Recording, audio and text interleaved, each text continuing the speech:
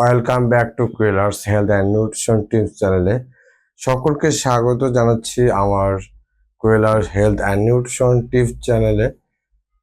আমি নিয়মিত health and related blog নিয়ে আসছি। তো ইতিমধ্যে আপনারা যারা আমাকে ফলো করছেন তারা জানেন, এবং নতুন ভিউয়ার্সদের জানাচ্ছি যে আমার ভিন্নধর্মী কন্টেন্ট নিয়ে আমি ধারাবাহিকভাবে ব্লগ করে আসছি। তো মাঝখানটা আমার যারা আমার ব্লগ দেখেছেন, তো মাঝখানটায় দেখেছেন যে অনেক ব্রেক চলে গেছে। তো প্রায় অলমোস্ট 10 মাস, 10 মান্থ প্লাস পরে আমি ফিরলাম। তো এত লং টাইম ব্রেক হওয়ার কারণে দেখা যায় বিভিন্ন ঝামেলা বা অনেক চিন্তা ভাবনা বা ব্লগ নিয়ে অনেক থিঙ্কিং করেছি। তো ইম্পর্টেন্ট টপিক নিয়ে আসছে এবারের ব্লগে। আশা করছি আপনাদের সাথে ধারাবাহিকভাবে থাকতে পারবো এবং আপনাদের নতুন নতুন তথ্য দিতে পারবো। তো তার জন্য সকলকে আমার সাথে নিয়মিত থাকতে হবে এবং আমার ব্লগ গুলোকে ফলো করতে হবে ভিউয়ার্স।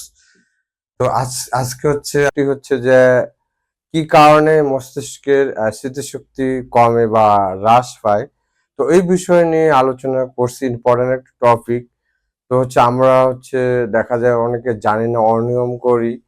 এই অনিয়মের কারণে আমাদের স্বাস্থ্যের উপর প্রভাব পড়ে। তার মধ্যে আহ মস্তিষ্কের উপর প্রভাব পড়ে এই অনিয়মগুলোর কারণে। তো সেগুলো নিয়ে আমি বিশ্লেষণ ধর্মীয় একটা আলোচনা করছি। তো আমার টপিকে অবশ্যই আপনার ডাইনামিক পয়েন্টগুলো দেখতে পারবেন। তো আমি এক এক করে বলছি কি কারণে হতে পারে। অপর্যাপ্ত ঘুম দেওয়া। তো অনেকে দেখা যায় যে কাজের চাপের কারণে বা দেখা যায় রাত জেগে থাকেন, তাদের অনেকেরই অপর্যাপ্ত ঘুম হয়। সেই সাথে মাথা ঢেকে ঘুমানো, এটা করবেন না। আর এবং সে সাথে সকালের নাস্তা এড়িয়ে চলা। দেন অপর্যাপ্ত পানি পান করা ভিউয়ার্স মস্তিষ্কের উপর প্রভাব ফেলে। সেটা ইলেকট্রনিক ডিভাইসের উপর অতিরিক্ত পরিমাণ আসক্ত হওয়া, যেমন ল্যাপটপ বা মোবাইলের উপর আমরা টানা ডিপেন্ড হয়ে পড়ি এটার কারণে। দেন আমরা আমরা যে নিয়মিত হাঁটাহাঁটি করেন না বা কায়িক পরিশ্রম করেন না, সেই কারণে মস্তিষ্কের উপর বিরূপ প্রভাব ফেলে। দেন মদ্যপান বা ধূমপান করে অনেকে। এই বদভ্যাসের কারণে মস্তিষ্কে নানাবিধ কারণ ক্ষতিকর কারণ দেখা দিতে পারে, এবং সেই সাথে মস্তিষ্ক স্মৃতিশক্তি হ্রাস পায়। দেন আমরা আবহাওয়াতে এনভায়রনমেন্টাল কিছু কাজ থেকে বাধাগ্রস্ত হয়, যেমন ঘরের দরজা জানালা বন্ধ করে থাকা, যে অক্সিজেনের পরিমাণ পৌঁছায় না সেখানে থাকা, অন্ধকারাচ্ছন্ন জায়গা এবং একা থাকার চেষ্টা করার ফলে বা কথা কম বলার কারণে একাকিত্ব বোধ থেকে আমরা মস্তিষ্কে প্রভাব ফেলে। হ্যাঁ ভিউয়ার্স, এতক্ষণ কারণ সমূহ নিয়ে আলোচনা করলাম। তো দেখা যায় যে এর প্রতিকার তো অবশ্যই আছে। তো প্রতিকার করতে হলে যেগুলো বললাম যে কারণে হতে পারে সেগুলোকে এড়িয়ে চলতে হবে। তো দেখা যায় যে পর্যাপ্ত ঘুমানোর কারণে অনেক সমস্যা দেখা দেয়, সেটা বলেছিলাম। তো প্রত্যেকটা মানুষকে সুস্থ স্বাভাবিক থাকার জন্য প্রয়োজন এবং স্মৃতিশক্তি সুরক্ষিত রাখার জন্য প্রয়োজন 7 থেকে 8 ঘন্টা ঘুমানো। দেন বলেছিলাম যে আপনার পর্যাপ্ত পরিমাণ পানি পান করেন না, অনেকে দেখা যায়। তো সকল মানুষকে আর লিভার লাং ফ্রেশ রাখতে গেলে আপনার পর্যাপ্ত পরিমাণ পানি পান করতে হয়। সেটা মস্তিষ্কের সাথে সব অঙ্গ প্রত্যঙ্গের রিলেটেড আছে, যেমন ব্লাডের সাথে অনেক কিছু মস্তিষ্কের মধ্যে পৌঁছায়। সেজন্য পর্যাপ্ত পরিমাণে আপনার 2 লিটার কমপক্ষে পর্যাপ্ত পরিমাণ হিসেবে 2 লিটার পানি পান করা উচিত। আর সকালের নাস্তা এড়িয়ে যায় অনেকে, সেটা থেকে আপনার বিরত থাকতে হবে। সকালের নাস্তা যতটুকু পরিমাণ আপনার হচ্ছে খেতে হবে, কারণ সকালের নাস্তা না খাওয়ার কারণে যে আপনার কর্মক্ষম আপনি ব্যস্ত থাকেন বা হচ্ছে বডিতে যে গ্লুকোজের পরিমাণ পৌঁছানোর কথা সেটা পৌঁছায় না।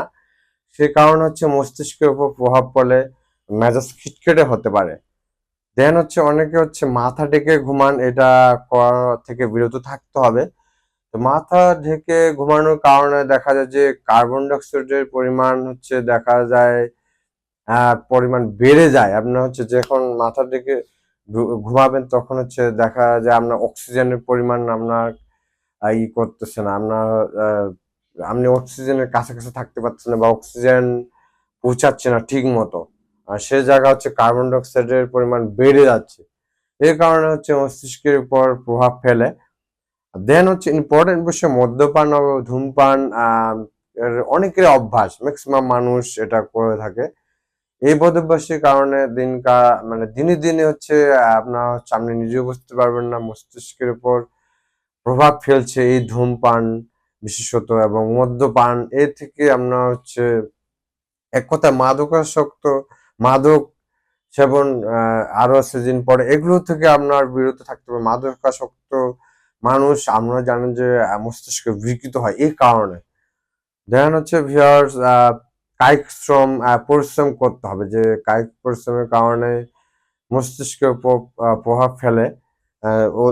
কায়িক পরিশ্রম না করার কারণে সেটা হচ্ছে যতটুকু পরিমাণ হাঁটাহাঁটি করতে হবে, ব্যায়াম করতে হবে, একটা না হচ্ছে চেয়ারের মধ্যে বসে থাকা যাবে না, বিছানায় বসে থাকা যাবে না, এইটা থেকে বিরত থাকতে হবে। তারপর হচ্ছে দেন হচ্ছে অনেকে হচ্ছে একাকিত্ব বোধ করার কারণে হচ্ছে এটা হতে পারে। এটা হয়ে বিশেষত হচ্ছে যারা একা থাকতে পছন্দ করেন বা একা থাকার অভ্যাস করেন, বদভ্যাস করেন, সেটা থেকে বিরত থাকতে হবে। অল্প সময় হলেও কারোর সাথে গল্প আড্ডা করতে হবে, এতে থেকে কোনো যদি স্ট্রেস থাকে সে থেকে আপনারা মুক্তি পাবেন। দেন হচ্ছে ইম্পর্টেন্ট আরেকটা বিষয় যে ফুড অ্যান্ড নিউট্রিশন রিলেটেড, ফুডের মধ্যে যে অতিরিক্ত চর্বি জাতীয় খাবার বা অতিরিক্ত খাবারের অভ্যাস, যেটা হচ্ছে আপনার কোনোটাই ভালো না, অতিরিক্ত কোনো কিছুই।